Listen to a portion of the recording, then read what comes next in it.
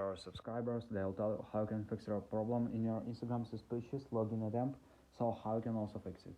So mostly you will see two ways of resolving this issue. So first thing is just entering receiving a confirmation code on your email, or second way just receiving your confirmation code to your phone number. So just choose a variant for you is which will be better, and after just write the code you will receive from Instagram. Or why you see this error, mostly it's just because you maybe add your account to some services that will increase your followers and likes, or you just use VPN, and also Instagram see different IPs at the same time from different countries.